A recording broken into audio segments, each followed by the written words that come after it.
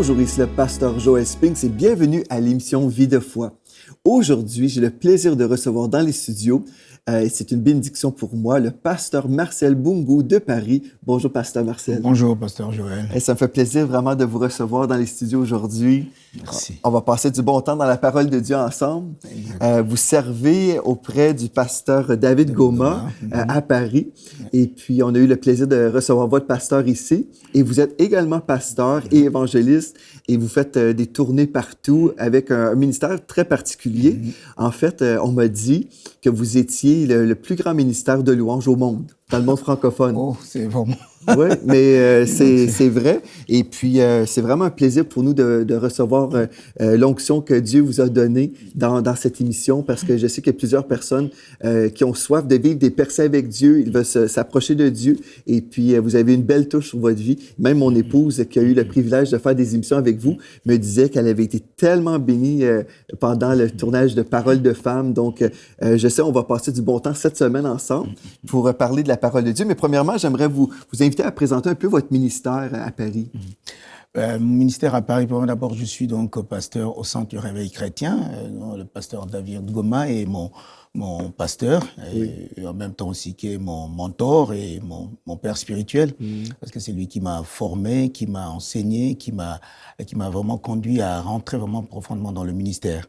Bon, je suis aussi chantre. Avant même d'être pasteur, donc j'ai chanté un peu partout, ce qui a valu pour moi justement de rentrer vraiment dans ce ministère pleinement pour comprendre surtout les rouages de ce ministère, la louange, l'adoration, qu'est-ce que ça représente vraiment pour la vie d'un chrétien.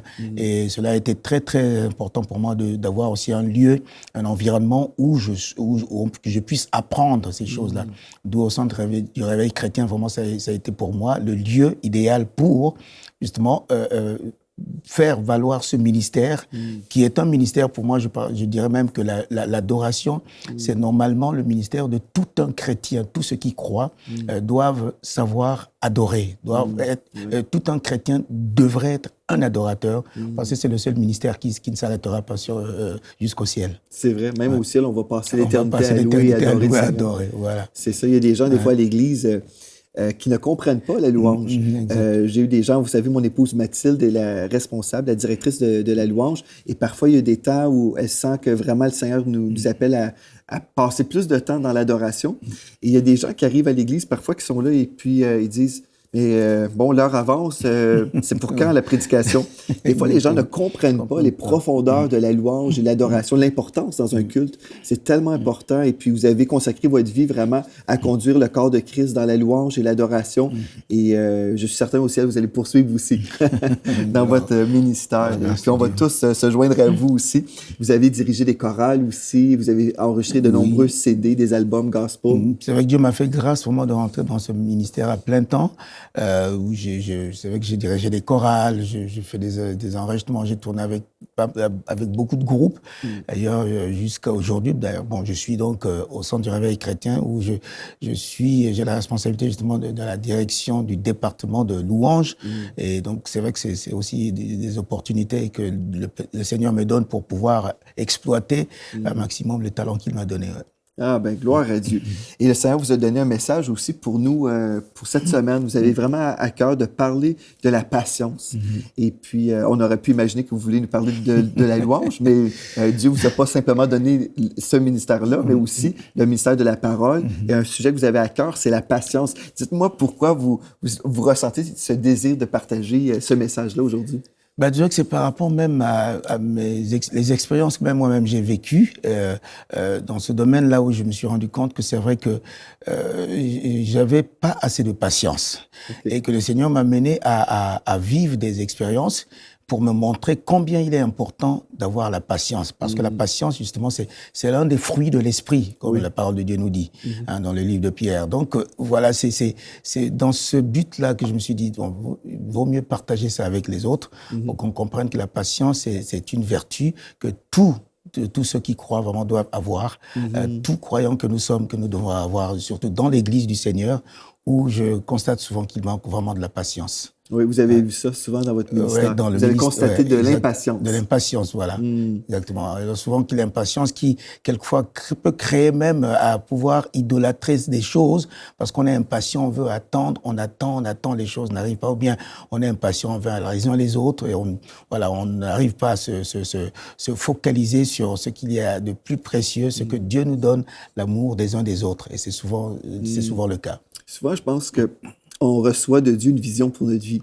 En tout cas, on devrait tous recevoir du Seigneur vraiment une vision pour savoir où Dieu nous appelle. Et puis, des fois, on est déjà dans notre... Parce qu'on a cette vision prophétique, on voit notre destinée en Dieu. Et puis, on peut vivre des frustrations et dire, mais je veux être là. Mais des fois, on méprise le parcours, le chemin pour y arriver. Pour y arriver, exactement. Et puis, je crois que le Seigneur veut travailler notre caractère aussi, n'est-ce pas? Donc, Dieu peut nous donner un mandat divin, une vision pour notre vie. Mais avant d'y arriver, si on peut simplement apprécier le processus, on va être des chrétiens heureux au lieu d'être des chrétiens grogneux.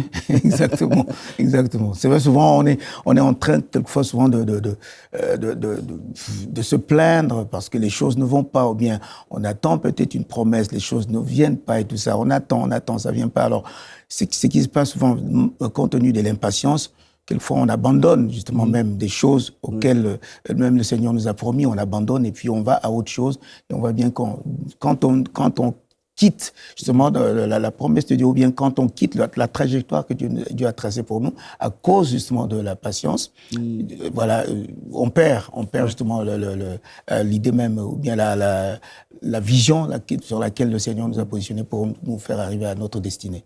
Croyez-vous qu'il y a des personnes justement qui manquent leur destinée par impatience? Oui, c'est vrai. Mais on voit bien, c'est vrai que même dans la Bible, on voit bien beaucoup ont manqué cela. Il y a par exemple Saül, le roi Saül a manqué justement de patience, d'attendre ce que le Seigneur lui avait dit par le prophète Samuel, pour attendre le moment qu'il viendrait pour qu'il puisse faire le sacrifice. Et il a manqué de patience. Et ça lui a coûté son trône, malgré ça. Ouais. Donc, ça peut être désastreux. Et des fois, les gens, quand ils passent à côté, les gens sont brisés, sont blessés, des fois même en colère, parce qu'ils se disent... des fois, on peut même blâmer des personnes, parce qu'on s'imagine qu'une telle personne ne nous a pas donné une promotion. Des fois, les gens se tournent contre des autorités, parce qu'ils se disent, moi, j'avais telle destinée, mais si on peut être patient, on va réaliser que c'est Dieu notre source, n'est-ce pas? Et puis, la promotion vient de l'Éternel, ça ne vient jamais de l'homme. Exactement. Dieu va utiliser un homme ou une femme, oui, mais la promotion, ultimement, vient de Dieu. Donc, si on peut apprendre à être patient, comme vous dites, ça fait partie du fruit de l'esprit, la patience. Et puis, je sais que des fois, quand on apporte des messages comme ça, qui révolutionnent des vies vraiment, des fois, les gens ne veulent pas entendre ça. Moi, j'appelle ça des messages brocoli. Quand je prêche à l'église, pasteur, des fois, je sais que Dieu m'appelle à apporter un message brocoli ou carotte, que j'ai dit. Des fois, les gens veulent juste des messages gâteaux. Oui, des messages qui leur fait plaisir, en fait, là où ils sentent que c'est ce qu'ils ont besoin, mais ils veulent pas recevoir là où ça doit toucher le fond, là où ça doit faire mal, ça doit faire aussi mal. Et les gens ne veulent pas là où ça fait mal. Ils veulent que tout soit bien, qu'on caresse et tout ça, puis on passe. C'est ça, mais si on peut vraiment saisir cette vérité et d'être patient et dire, OK, je veux vraiment être patient, on va aller plus vite, en fait. Parce que des fois, les gens veulent prendre des détours. Ils sont là, c'est comme, mais je veux arriver à tel point, et puis on est frustré entre-temps, et on prend un détour, on essaie de fabriquer notre propre percée, on essaie de manipuler des événements pour y arriver. Finalement, on n'y arrive pas du tout. Et vous avez à cœur de nous partager un texte dans la parole de Dieu par rapport à la patience, justement. Et puis, on veut vous inviter à la maison. On vous rappelle que l'émission Vie de foi, c'est une étude biblique.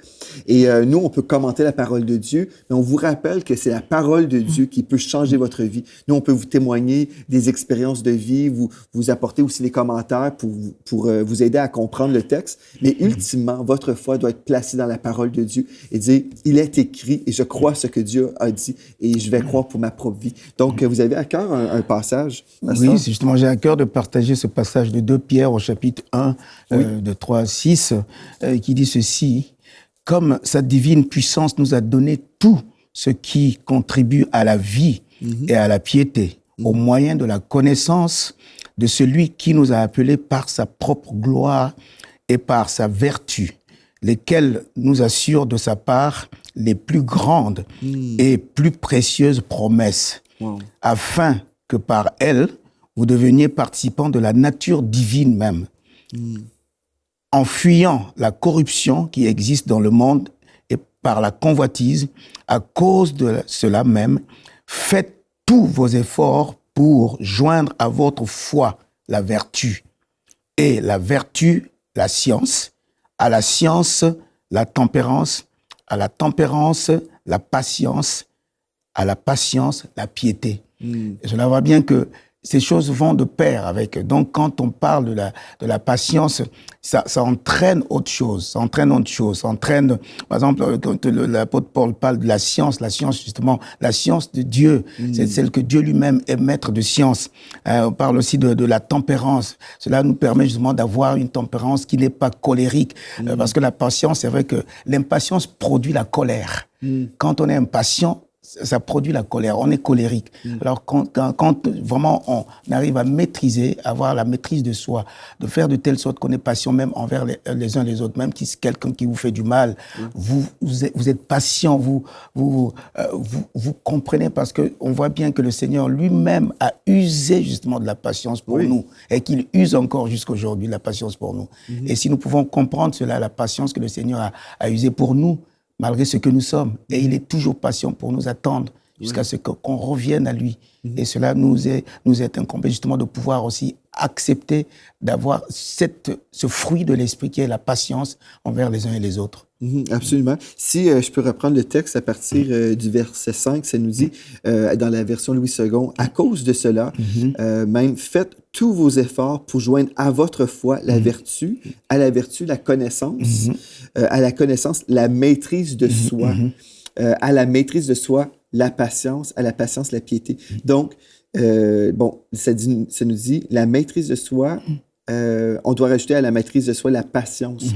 Et justement, c'est ça, la maîtrise de soi, il faut apprendre à se contrôler. Se contrôler, exact. Et des fois, il y a des gens qui sont totalement charnels. Et puis, quand on n'a pas la maîtrise de soi, bien évidemment, on ne peut pas rajouter la patience. Mais pour vivre cette maîtrise de soi, il faut avoir la révélation que la maîtrise de soi vient vraiment du Seigneur et que nous la recevons en tant que ce fruit de l'Esprit, parce qu'on le retrouve aussi dans la parole de Dieu comme faisant partie du fruit de l'Esprit. Donc, il y a des gens, des fois, qui nous disent, moi, j'ai déjà entendu des personnes dire, bien, moi, je suis quelqu'un de fonceur, je dois faire telle ou telle chose, et puis je dis tout ce qui passe dans ma tête. Il y a des gens qui m'ont déjà dit ça. Moi, je suis une personne comme ça, et puis c'est comme ça, on doit m'accepter. Mais en fait, la Bible nous dit qu'on a la maîtrise de soi. Et on peut se retenir et ne pas brusquer ou forcer les choses, mais vraiment croire que Dieu va vraiment nous promouvoir ou nous donner la percée. Exactement. Tout cela, en fait, Dieu nous a créés en mettant en nous son esprit. Donc l'esprit qu'il a mis en nous, c'est pour qu'on ait aussi tous ces éléments qu'il y a en lui-même, c'est-à-dire la maîtrise de soi, la patience, toutes ces choses. Dieu les a mis déjà, les a déjà prévus, les a mis en nous. Donc nous pouvons justement, nous avons et nous pouvons justement avoir la maîtrise de soi par son esprit, justement. Et que quand on la maîtrise de soi, comme on vient de le lire, justement, cela produit justement de la patience en nous. Et cette patience qui est c'est vrai que la patience, pour moi, je trouve même que c'est un fruit vraiment de victoire quand on est patient. C'est un fruit de victoire. Le Seigneur a tellement patienté même pour pouvoir aller jusqu'à la croix. Il a patienté pour cela, pour arriver jusqu'à la croix. Et cela a apporté la victoire, justement, pour que nous ayons la vie et la vie en lui. Amen. À cause de cette patience qu'il a usée pour aller jusqu'à la croix pour nous.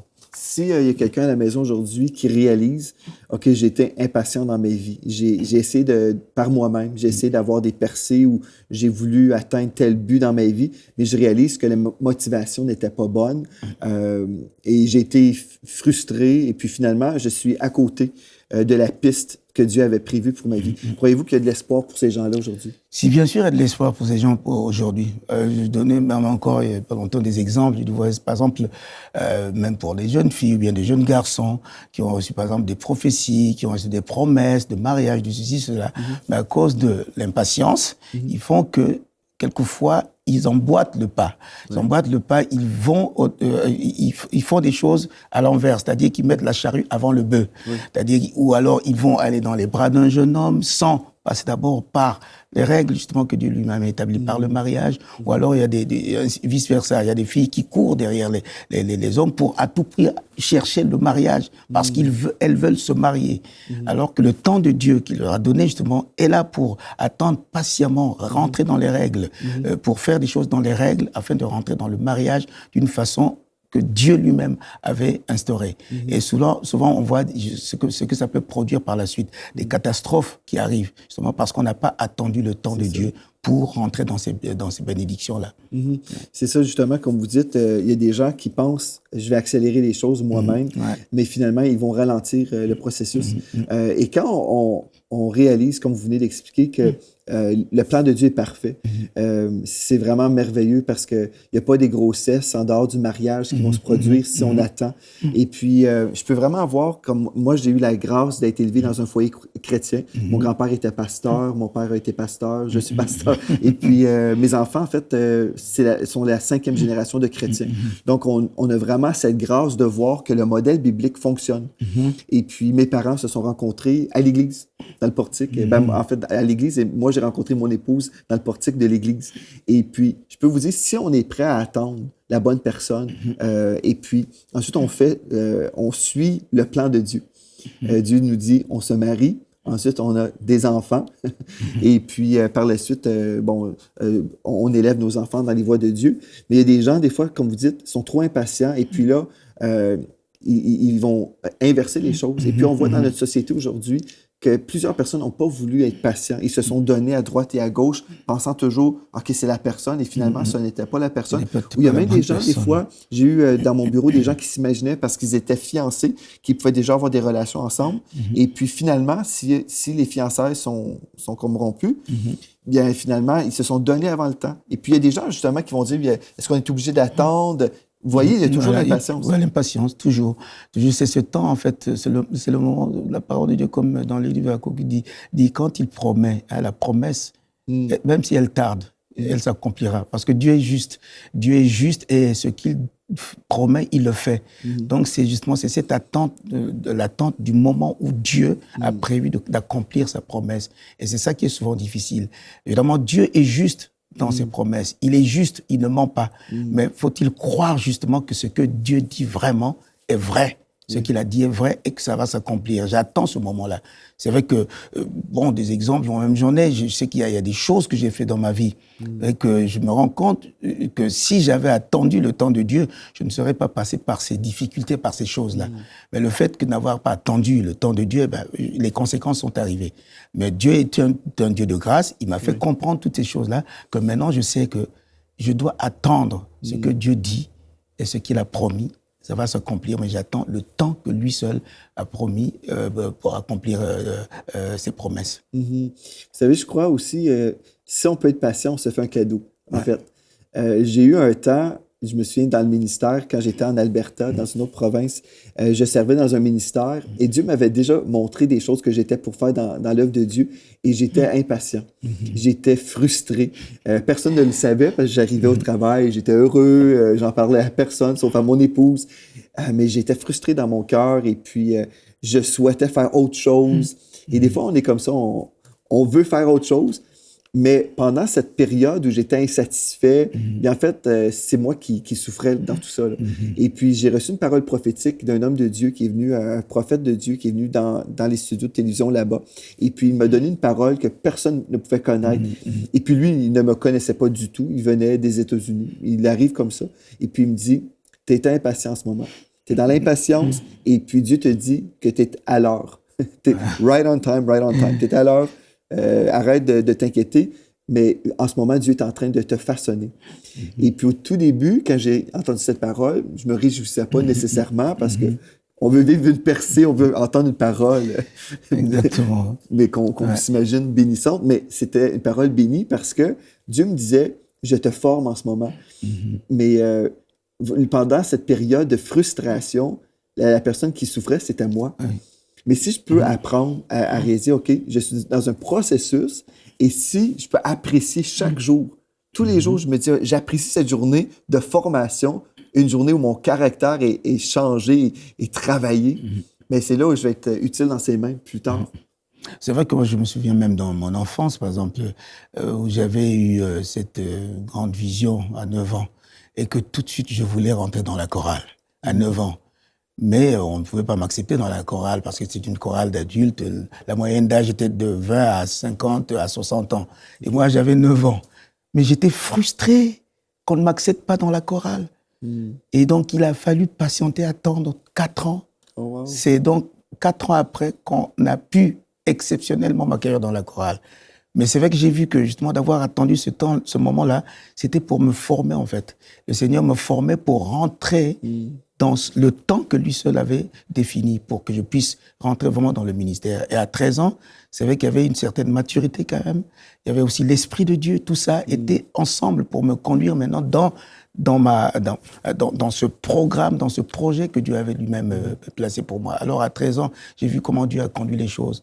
Et tout de suite après, mes talents commençaient à se développer en ce moment-là, où j'ai vu que ce n'est pas que je suis allé chercher, mais tout de suite, on m'a nommé chef de chorale à 15 ans. Wow. Et puis par la suite, j'ai vu comment les choses se sont produites. Et c'est le fait vraiment d'avoir quand même patienté, parce que vraiment à 9 ans, c'était tellement fort en moi. Mais j'ai dit non, bon, ok, d'accord, on m'a dit d'attendre, je vais attendre.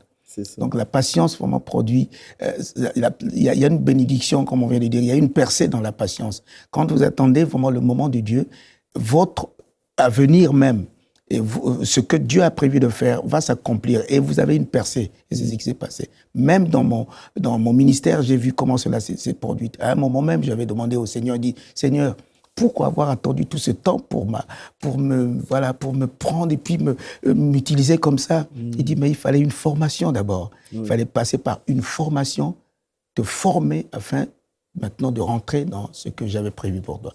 Qu'est-ce que vous pourriez dire aujourd'hui à quelqu'un qui réalise, OK, je ne suis pas arrivé, mais je suis en formation et je pense qu'on ne doit jamais s'imaginer être arrivé. Juste quand on va être au ciel, on va être arrivé. Mais d'ici ce temps-là, je pense qu'il faut vraiment toujours accepter le fait que Dieu nous travaille. On est toujours en formation finalement.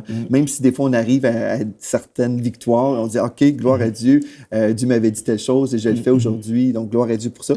Mais je pense qu'il ne faut jamais s'imaginer d'être vraiment arrivé, parce qu'on est toujours en formation. Toujours. Mais quelqu'un qui réalise aujourd'hui, OK, je ne suis pas encore arrivé à cette place première, là, mais je sais vraiment que Dieu veut me former.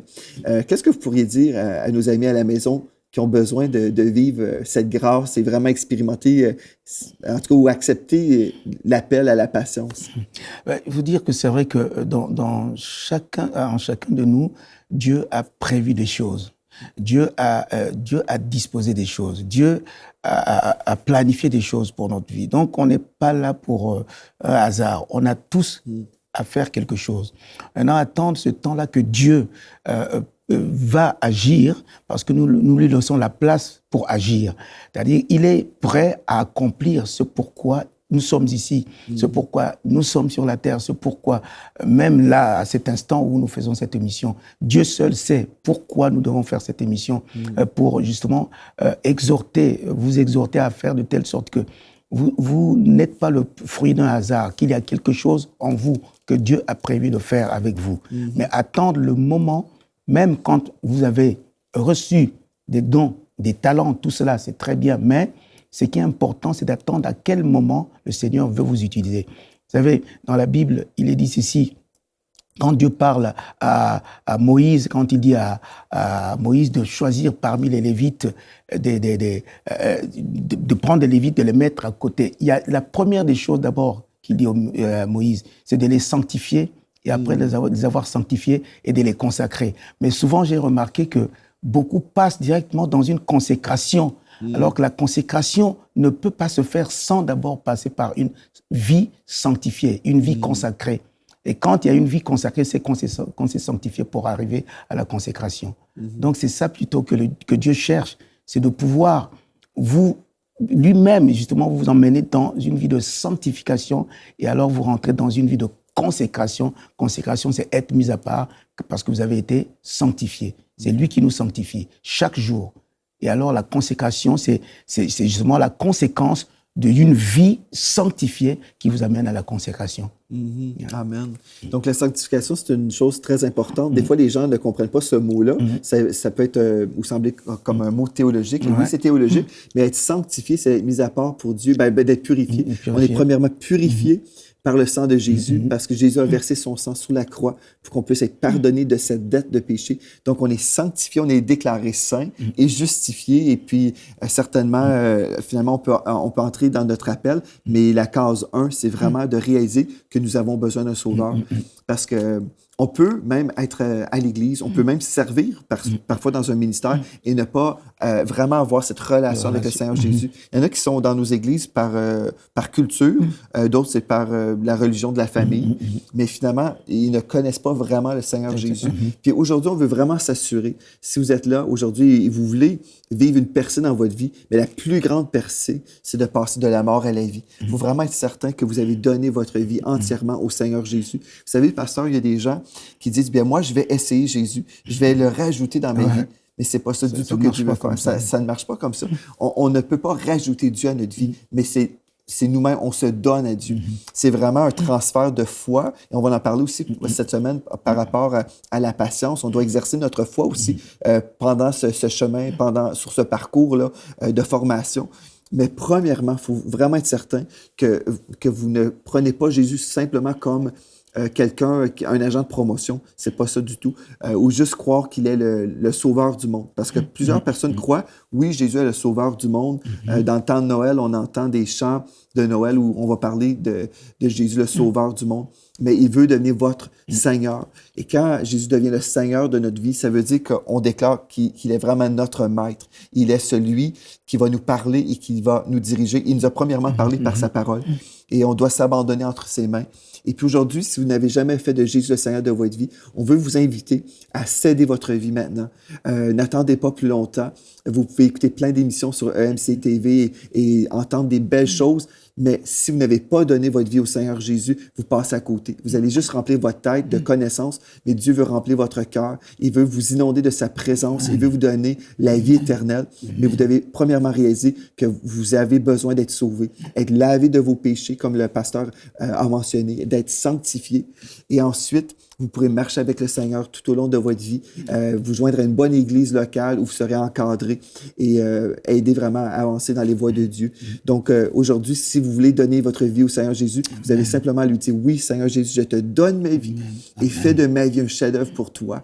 Pardonne-moi, purifie-moi. Et vous faites ça au nom de Jésus. Vous priez de votre cœur et le Seigneur va entendre votre prière. C'est aussi simple que ça. Vous pouvez nous écrire en contactant videfoi@enseigne-moi.com, videfoi@enseigne-moi.com, et dites-nous que vous avez pris cette décision aujourd'hui, non seulement d'être patient, mais premièrement de donner votre vie au Seigneur Jésus. Amen. Gloire à Dieu. Merci, pasteur Bongo, d'avoir été là. On va poursuivre demain en parlant encore une fois de la patience. Amen. Donc, merci. Et merci à vous. Et d'ici à demain, soyez richement bénis. Cette émission est rendue possible grâce au précieux soutien des partenaires d'Enseigne-moi Canal International. Retrouvez tous nos programmes sur enseigne-moi.com.